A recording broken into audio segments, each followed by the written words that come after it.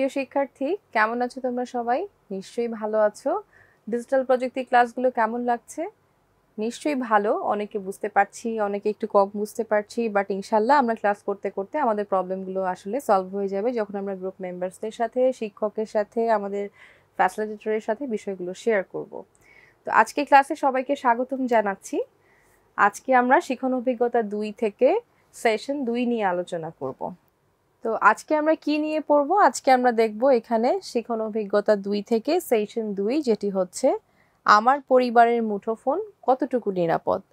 তো আমরা তো প্রতিনিয়তই ফোন ব্যবহার করছি, আমাদের পরিবারের মেম্বার্সরাও ব্যবহার করছে, সেটি কতটুকু আসলে নিরাপদ, আমরা কিভাবে নিরাপত্তা নিশ্চিত করতে পারি, সেটি নিয়ে আজকে আমরা এই সেশনটি দেখব। তাহলে চলো শুরু করি। তো আমরা জানি আমাদের এখন আসলে মুঠোফোন বা স্মার্টফোন ছাড়া আসলে আমাদের জীবন কিন্তু অচল। ইভেন আমাদের সময় ছিল, আমরা যখন ছোট ছিলাম আমাদের বাসায় একটা ল্যান্ডফোন ছিল আর একটা মাত্র মোবাইল ফোন ছিল, যেটা হচ্ছে সবার জন্য কমন, সবাই ব্যবহার করত। কিন্তু এখন কিন্তু আমাদের প্রেক্ষাপটটা ভিন্ন। দেখা গেছে বাসায় যতজন মেম্বার, প্রত্যেক মেম্বারের জন্য একটি একটি করে ফোন বরাদ্দ রয়েছে, তাই না? তো আমাদের বয়স যেহেতু এখনো ছোট, আমাদের জন্য সেই সুযোগটি হয়নি, বাট ভবিষ্যতে কিন্তু ইনশাল্লাহ হয়ে উঠবে। তো আমাদের সেই পর্যন্ত অপেক্ষা রাখতে হবে, ধৈর্য রাখতে হবে, তাই তো? কিন্তু এই যে আমাদের বাসাতে যে সবার হাতে একটি মুঠোফোন রয়েছে, স্মার্টফোন রয়েছে, সেটি আসলে কতটুকু নিরাপদ, সেটি আজকে আমরা কিছুটা যাচাই করার চেষ্টা করব। তাহলে চলো শুরু করি। বাংলাদেশে মুঠোফোনের গ্রাহক সংখ্যা আমাদের মোট জনসংখ্যার থেকেও বেশি। কেন? এমনও দেখা যায় আমরা একজন ব্যক্তি কিন্তু আমাদের আসলে 3টা 4টা করে স্মার্টফোন রয়েছে। এটার হিসেবে বা এই পরিসংখ্যানের ভিত্তিতে কিন্তু আমরা এটা বলতেই পারি।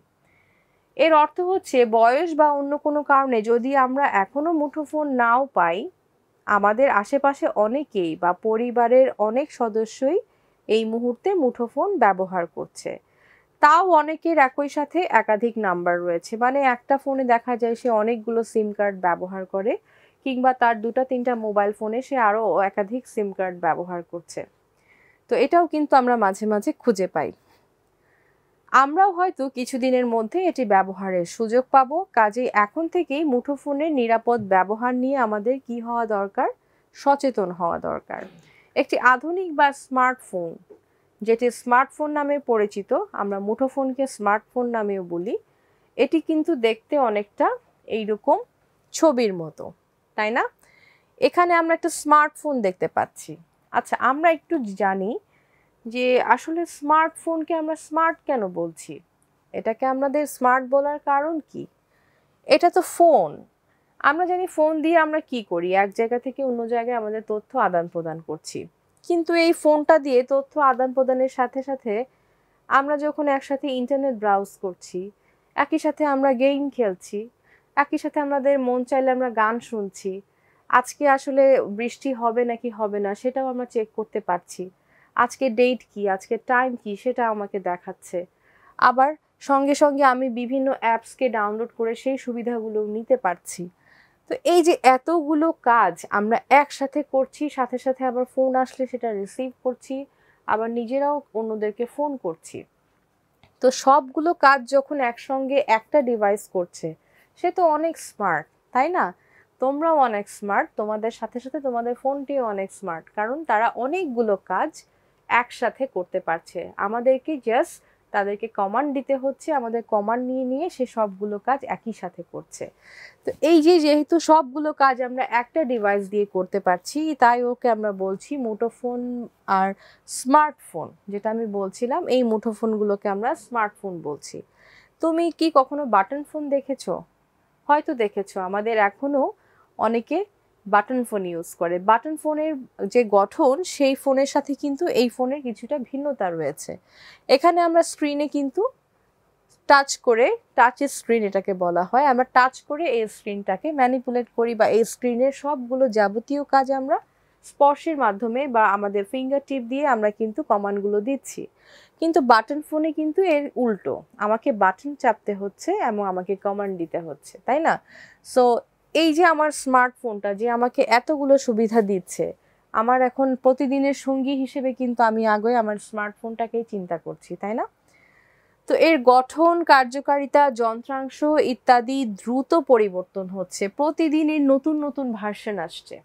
আজকে যে ভার্সন নিয়ে আমি চলছি, দেখা যাবে তার 1 মাস পরে তার চেয়ে আরো ভালো একটি ভার্সন বাজারে চলে আসলো, এবং ভার্সনের সাথে সাথে আমার অ্যাপসগুলো, ফিচারগুলো কিন্তু কিছুটা উন্নত হয়, তাই না? প্রত্যেক দিন আমাদের ফোনের কিন্তু নতুন নতুন ভার্সন কি আনা যায় সেটা নিয়ে আমাদের প্রোগ্রামাররা কাজ করছে, আমাদের ইনভেন্টররা কাজ করছে।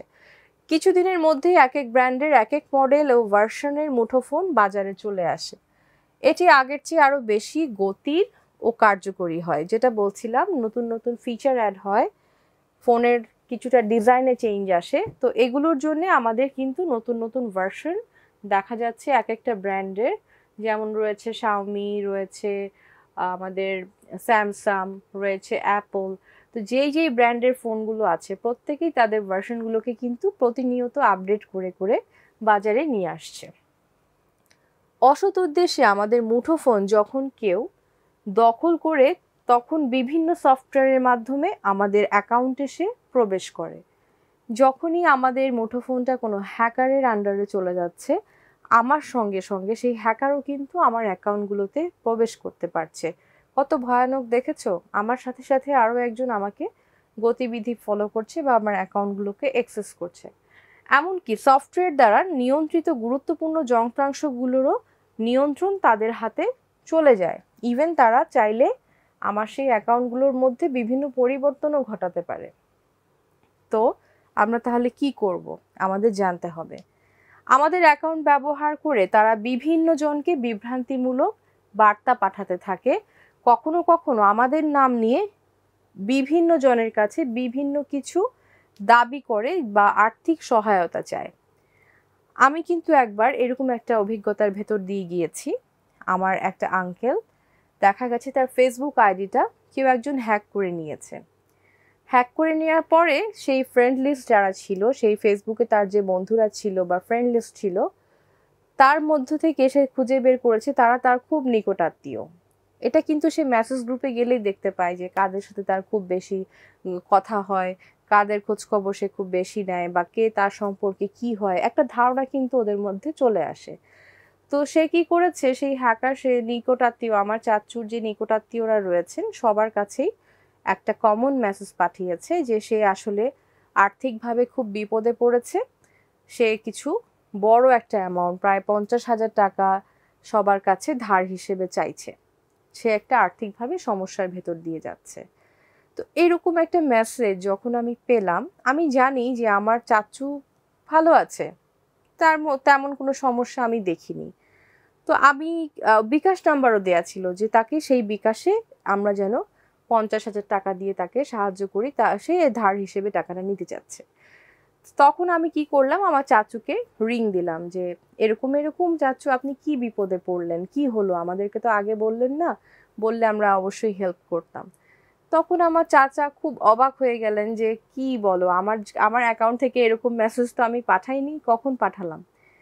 তখন আসলে আমরা বুঝতে পারলাম যে আমার চাচুর অ্যাকাউন্টটা হ্যাক হয়ে গেছে, কারণ সে তার ফেসবুকেও আর অ্যাক্সেস করতে পারছিল না, ঢুকতে পারছিলেন না। তার মানে এটা অলরেডি কোনো একটা হ্যাকার হ্যাক করে নিয়েছে, এবং সে তখন এই যে তার পরিচিত জনদের কাছে আর্থিক সহায়তা চেয়ে একটা ফাঁদে ফেলার চেষ্টা করছে প্রত্যেক মানুষকে।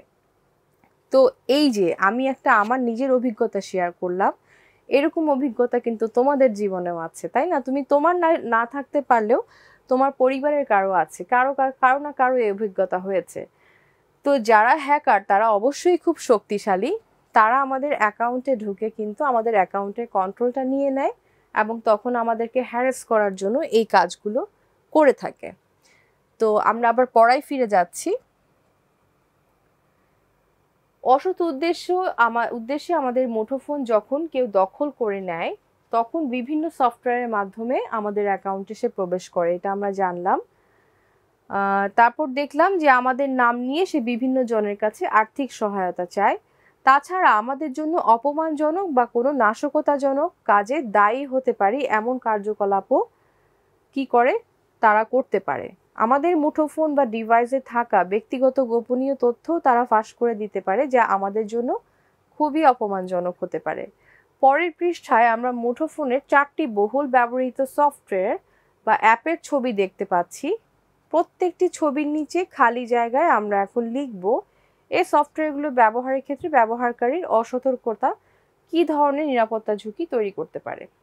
ঠিক আছে, তো আমরা এখানে 4টা ছবি দেখতে পাচ্ছি স্ক্রিনে। এই ছবিগুলোর নিচে আমাদের জন্য কিছু জায়গা বরাদ্দ করে দেওয়া হয়েছে। এই জায়গায় আমরা লিখব যে এই কাজগুলোর দ্বারা আমি আসলে কি কি ঝুঁকির মধ্যে পড়তে পারি। তো আমি যদি একটু উদাহরণ দেই, এখানে আমরা এটা আমাদের বইতেও রয়েছে। শিক্ষার্থী তোমরা এটা কিন্তু বইতে এখন সবাই করবে। তো পৃষ্ঠা যে 33 রয়েছে সেখানে আমরা চলে যাব। এই পেজে কিন্তু এই ছবিটি দেয়া আছে। তো এই কাজটা আমরা এখন করছি। প্রথম যে ছবিটি দেয়া আছে এই ছবিটি দেখে বুঝতে পারছো যে একজন মানুষ আসলে একটা জায়গার ছবি তুলছে। এই ছবি তোলাটা কিভাবে তার জন্য ঝুঁকিপূর্ণ হতে পারে। মনে করো আমার জন্য এই ছবিটা কিভাবে ঝুঁকিপূর্ণ হতে পারে। হতে পারে এই যে একটা গাড়ির ছবি সে তুলছে, এই গাড়িটি আসলে কোনো ব্যক্তির, মনে করো আমার গাড়ির একটা ছবি সে তুলে কিন্তু সেটা ফেসবুকে বা অন্য কোনো সোশ্যাল মিডিয়াতে ছবিটি দিয়ে বললো এটি বিক্রি হবে, গাড়িটি দেখতে এত সুন্দর, এটার মডেল এত এত, এটা এত টাকায় বিক্রি হবে। সে আমার ছবিটা দিয়ে কিন্তু এটা বিক্রির জন্য একটি অলরেডি একটা যেটা বলছি যে একটা কিন্তু মেসেজ কিন্তু ভুলভাবে ভ্রান্তভাবে কিন্তু সবাইকে ছড়িয়ে দিতে পারে। তো অনেকেই গাড়িটার জন্য অ্যাট্রাক্ট হয়ে তার সাথে যোগাযোগ করবে, কন্ট্যাক্ট করবে, হয়তো টাকাও বিনিময় করবে।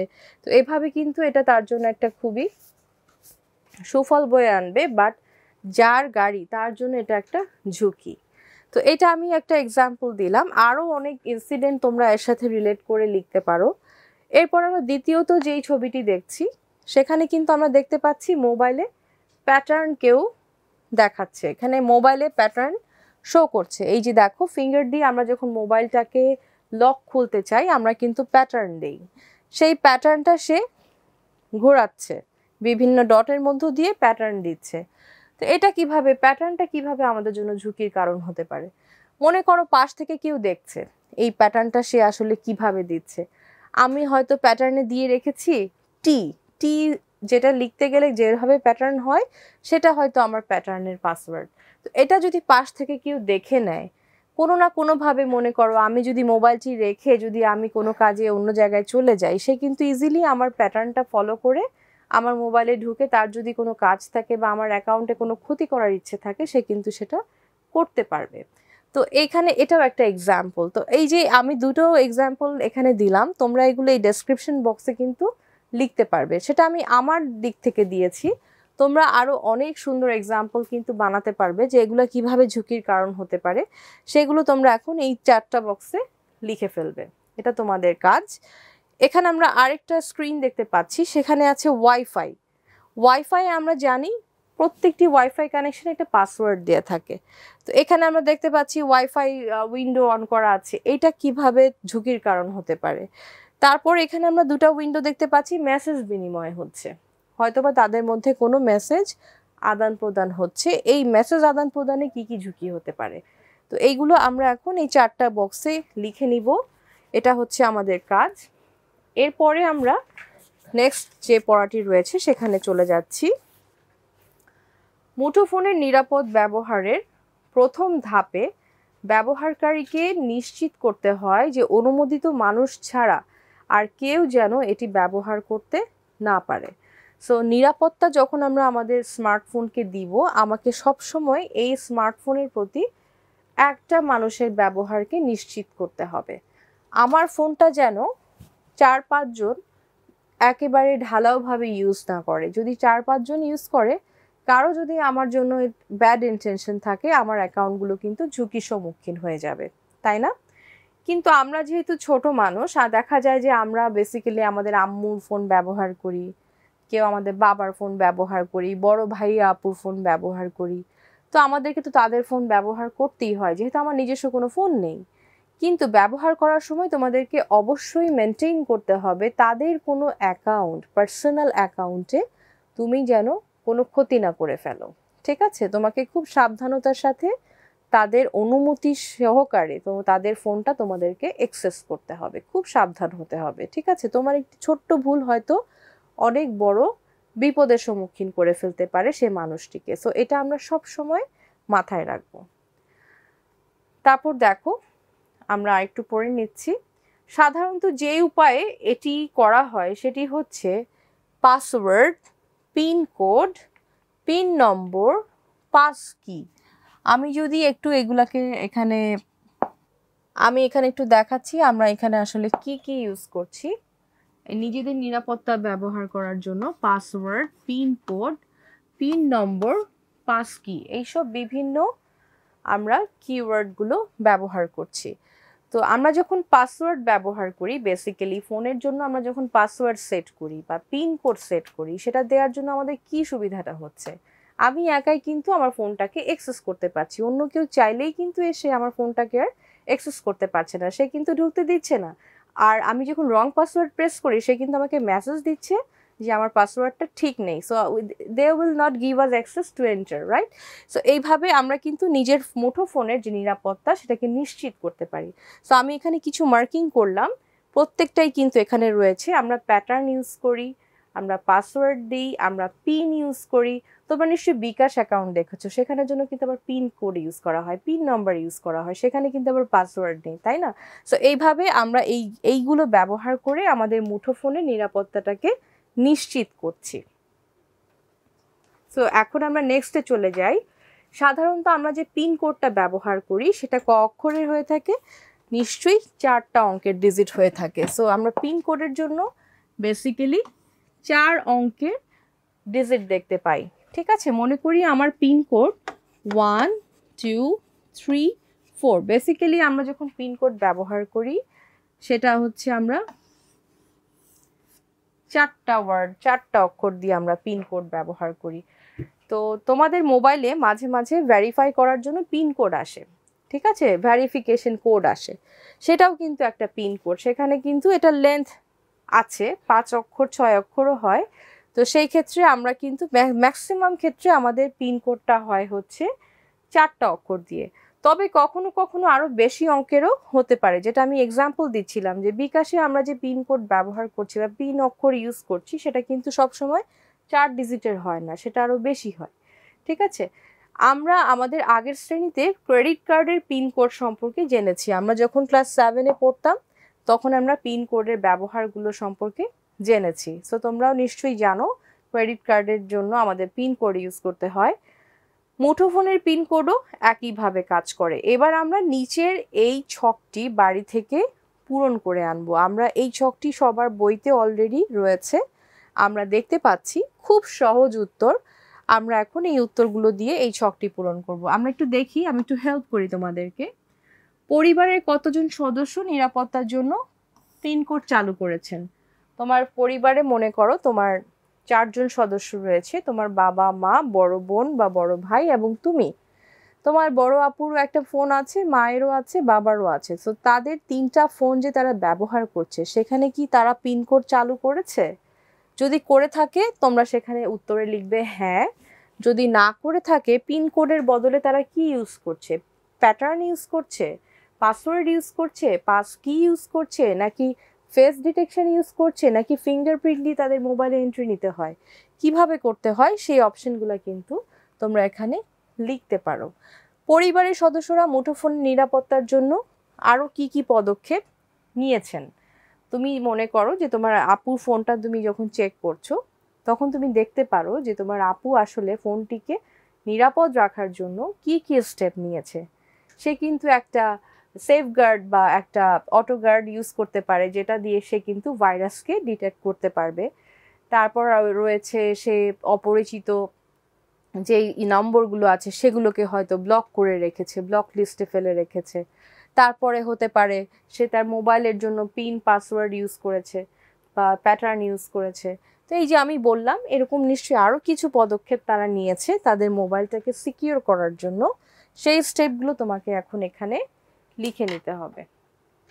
তো এটা তোমাদের জন্য বাড়ির কাজ হিসেবে থাকলো। তো আমরা এখন আরেকটু দেখি। ইতোপূর্বে চুরি হওয়া ব্যক্তিগত তথ্য বিশ্লেষণ করে গবেষকরা বহুল ব্যবহৃত ও বিরল ব্যবহৃত পিন কোডের একটি তালিকা তৈরি করেছে। আমি একটা পিন কোড লিখেছিলাম 1 2 3 4। এটা দেখা যাচ্ছে অনেকেরই পিনকোড। আমরা সবাই সহজ পিনকোড, সহজ পাসওয়ার্ড দিতে চাই, কিন্তু আসলে এই সহজ পাসওয়ার্ড দিয়েই আমরা বিপদটাতে পড়ি, তাই না? সহজ পাসওয়ার্ডগুলো সবার জন্য গেস করা খুব সহজ হয়ে যায়। যেমন পাসওয়ার্ড হিসেবে কোনো হ্যাকার যখন তোমার অ্যাকাউন্টে ঢুকতে চাইবে, সে আগেই তো চেষ্টা করবে তোমার নামটি দিয়ে পাসওয়ার্ড ট্রাই করার জন্যে, কিংবা তোমার বার্থডে দিয়ে তোমার পাসওয়ার্ডটাকে এন্টার করার জন্য, কিংবা চাইবে তোমার মোবাইল নম্বর দিয়ে পাসওয়ার্ডটাকে এন্টার করার জন্য। সো এগুলো পাসওয়ার্ড হিসেবে কখনোই ইউজ করা যাবে না। তো এখানে দেখা গেছে আমাদের গবেষকরা বের করেছে যে এই পিনকোডগুলো বেসিক্যালি আমরা ইউজ করি 000011112222, এভাবে 33331234, এই ধরনের ডিজিটগুলো আসলে আমরা পিনকোডের জন্য ব্যবহার করি। কিন্তু এই পিনকোডগুলো আমাদের আরেকটু কঠিন হতে হবে। কেমন? এই যে দেখো 1234 এর জায়গায় আমরা দিতে পারি 9876, উল্টা করে দিয়েছে। জাস্ট এটা সিরিয়ালি 1234 লিখেছে, এটা বড় থেকে ছোট হিসেবে এসেছে। তো এইগুলোও কিন্তু খুব সহজে আমরা ডিটেক্ট করতে পারি। তাহলে আমাদের কঠিন পিনকোড আর সহজ পিনকোড কেমন হতে পারে সেইটা নিয়ে আমরা এখন একটি ছক পূরণ করব। এটা তোমাদের বইতে রয়েছে, তোমরা যদি একটু বই ওপেন করো সবাই এটা দেখতে পাবে। তোমাদের পৃষ্ঠা নাম্বার 35-এ আমাদের এই ছকটি রয়েছে। মনে করো তোমার ফোনের জন্যই তুমি এখন পিনকোড সিলেক্ট করে টাইপ করবে। তাহলে এখানে একটা সহজ পিনকোড রয়েছে 4টা 3, ঠিক আছে? খুব সহজ। এটা সবাই হঠাৎ করে যে কোনো হ্যাকারই প্রথমে 111122222333 এভাবে ট্রাই করবে। তো এটাকে কঠিন করতে চাইলে কেমন হতে পারে? 2516। তো দেখো এখানে কিন্তু একটার সাথে আরেকটার মিল নেই, একটা এখান থেকে একটা ওইখান থেকে এভাবে করে এটাকে শাফল করে নিয়েছে। তো এরকম আরো 3টা তোমাকে বানাতে হবে, আর 3টা সহজ পিনকোড তোমাকে এখানে লিখতে হবে। তো এই কাজটা এখন তোমরা করবে। উপরের তালিকাটি আমরা বাড়িতে গিয়ে পরিবারের সদস্যদের দেখাবো এবং তাদের জিজ্ঞেস করব বহুল ব্যবহৃত বা সহজ পিনকোডের তালিকায় তাদের পিনকোড আছে কিনা। এই যে আমরা বললাম 4টা 1, 4টা 2, 1234 কিংবা 4321, এরকম পিনকোডগুলো আসলে তারা ব্যবহার করে কিনা তোমাদেরকে মিলিয়ে দেখতে হবে, ঠিক আছে? তাদের পিনকোডগুলো বহুল ব্যবহৃত বা সহজ পিনকোডের তালিকায় থাকলে তাদেরকে পিনকোড পরিবর্তন করার জন্য আমরা উৎসাহিত করব। তো আজকের সেশনটি এরকমই ছিল। তোমরা এখানে আজকে যেগুলো দেখলে যে কিভাবে আসলে মুঠোফোনের নিরাপত্তা আমরা নিশ্চিত করছি পরিবারের সদস্যদের জন্য এবং ভবিষ্যতে তোমার নিজের জন্য। আজকে আমরা একদম শেষ পর্যায়ে চলে এসেছি। আমাদের আজকের নীতিবিধানের শিক্ষণীয় বিষয়টি হচ্ছে আত্মবিশ্বাস। আত্মবিশ্বাস হলো নিজের মধ্যে নিশ্চিতভাবে কিছু করতে পারার বিশ্বাস। তো আমরা যখন কাজ করি আমাদের কাজটা আমরা নিজেরাই করতে পারবো, কারো হেল্প নিব না। এই যে আমি করলাম এই কাজটা নিজে নিজে, এটাই হচ্ছে আমার আত্মবিশ্বাস। তো তোমাদের সব কাজেই আত্মবিশ্বাস থাকতে হবে। ইনশাল্লাহ তোমাদের আত্মবিশ্বাস আছে, আরো আরো বাড়বে ভবিষ্যতে। তো শিক্ষার্থী তোমরা ভালো থাকবে, সুস্থ থাকবে। আবার আগামী ক্লাসে তোমাদের সাথে দেখা হচ্ছে। আল্লাহ হাফেজ।